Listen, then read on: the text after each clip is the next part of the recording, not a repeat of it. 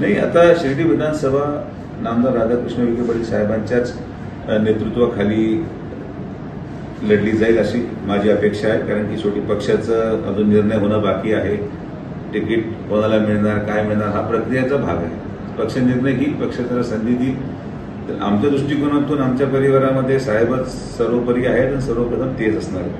आता राहिला मुद्दा माझा, मी बऱ्यापैकी आता मला वेळ आहे, तर शेजारी पाहू आजूबाजूला कुठं काही संधी सापडली तर आपण प्रयत्न निश्चित प्रक्रियेमध्ये भारतीय जनता पार्टीच्या रचनेमध्ये तेच वैशिष्ट्य भारतीय जनता पार्टीचं आहे की या रचनेमध्ये प्रत्येक माणसाला संधी आहे आपलं मत व्यक्त करायची, उमेदवारी मागायची. त्या आधारावर जर भारतीय जनता पार्टीचा कोणीही व्यक्ती हा फक्त एका व्यक्तीपुरतं मर्यादित नाही, आज आमच्या या परिसरामध्ये असलेला तालुका अध्यक्ष असेल त्यालाही वाटलं की मी निवडून मला संधी पक्ष दिली पाहिजे, तो पक्षाकडे मागणी करू शकतो. शेजारचा मतदारसंघ तुम्ही म्हटले नाही, कोणता मतदारसंघ असा डोक्यात घेऊन तुम्ही सध्या विचारात आहात? आणि आता इकडे श्रीरामपूर आहे, तिथं राखीव आहे, तर इकडे शिवेला रावरी आहे, तिकडे संगमनेर आहे.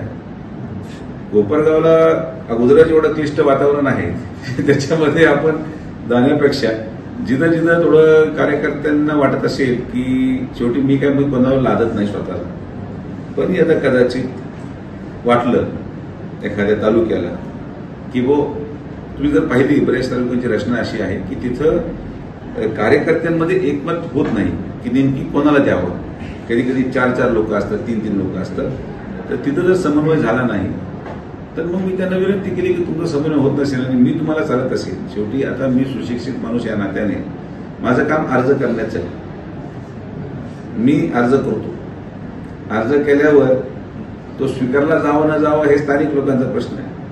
तर मी अर्ज दोन्हीकडे करून ठेवतो, दोन्हीकडून कुठेही मला संधी मिळाली. जसं भाजपमध्ये तुम्हाला मागण्याचा अधिकार आहे, तसं समजा आता राहुरीमध्ये कर्डिले साहेब आमचे तिथं आहेत, मग तिथं सत्यजित कदमनी देखील काल इच्छा व्यक्त केली पेपरच्या माध्यमातून असलं. मी देखील पक्षाला आमचे जे काही आजूबाजूचे पुढे मतदारसंघ जिथं समजा असा वाद झाला की सत्यजित कदम की कर्डिले साहेब आणि तो वाद सुटत नसेल तर मी आहे.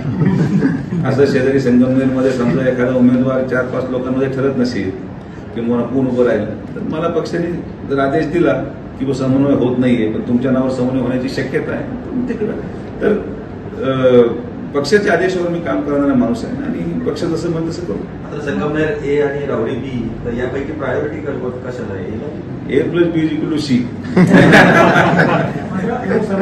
जर पाहिलं तर जागा वाटप उशिरा झालं, नाव उशिरा झाली, त्याचा फटका बसला. त्या अनुषंगाने विधानसभेला ही परिस्थिती पुन्हा येऊ नये असं वाटतंय. मला असं वाटतं की बरीचशी चर्चा ही मीडियासमोर होत नाहीये. बरीचशी चर्चा बंद दारी-आड झालेली आहे. बऱ्याचशा चर्चा होऊन गेल्यात, बऱ्याचशा चर्चा झाल्यानंतरच मी आज वक्तव्य करतो.